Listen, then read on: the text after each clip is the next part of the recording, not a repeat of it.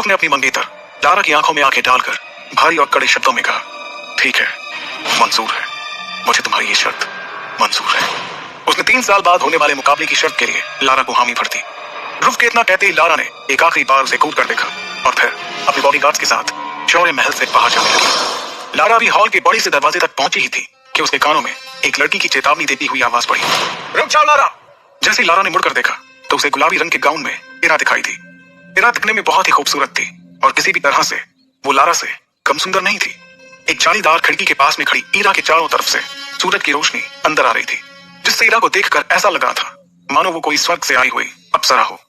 इरा ने लारा को देखते हुए कहा, मैं जानती हूँ कि आज तुमने जो कुछ भी किया है तुम्हें उस पर कोई पछतावा नहीं हो रहा होगा, क्योंकि अब तो तुम्हें ध्रुव का सामना करना ही होगा।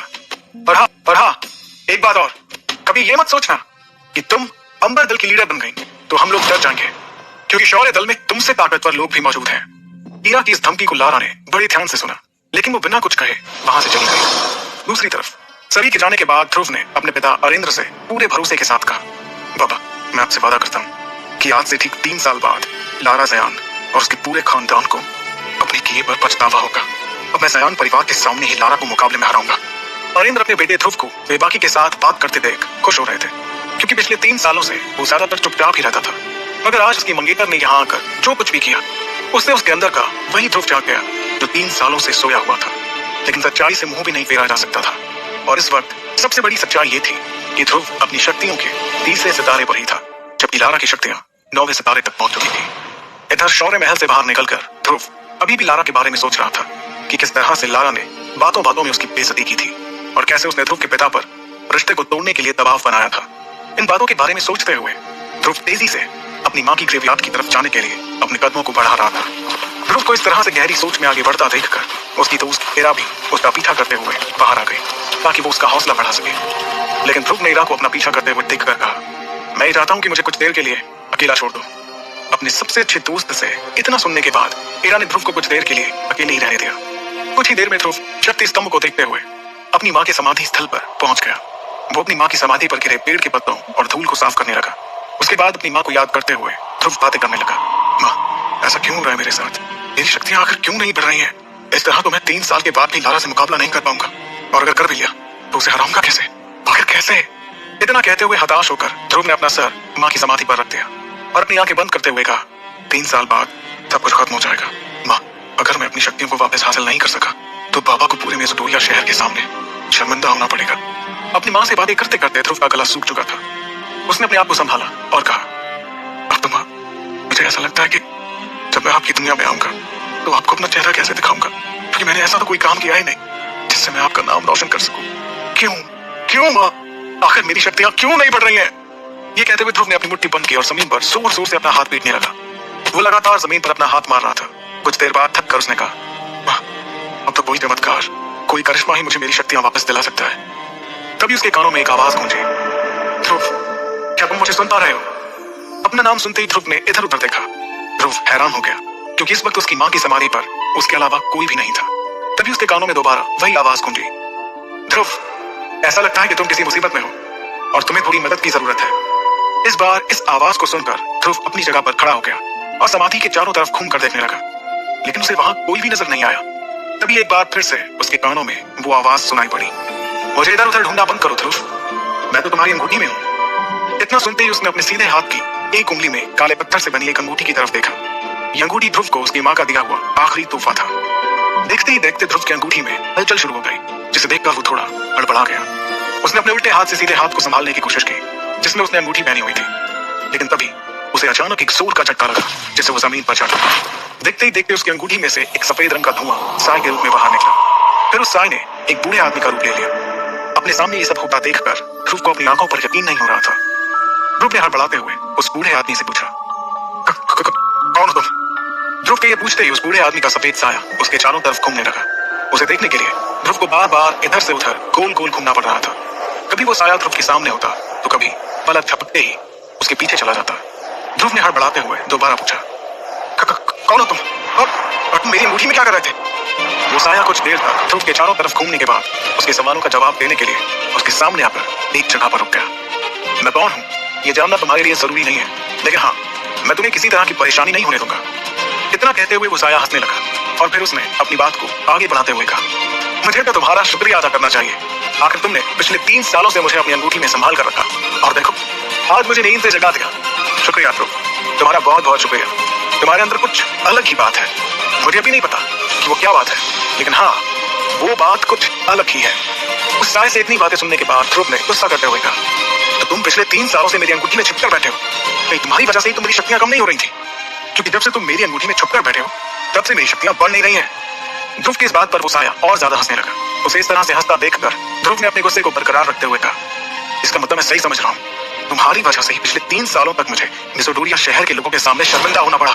अभी भी वो साया हंस ही रहा था, जिस पर अब ध्रुव को बहुत ज्यादा गुस्सा आने लगा और उसके मासूम से दिखने वाले चेहरे पर अब खतरनाक हाव भाव दिखाई देने लगे।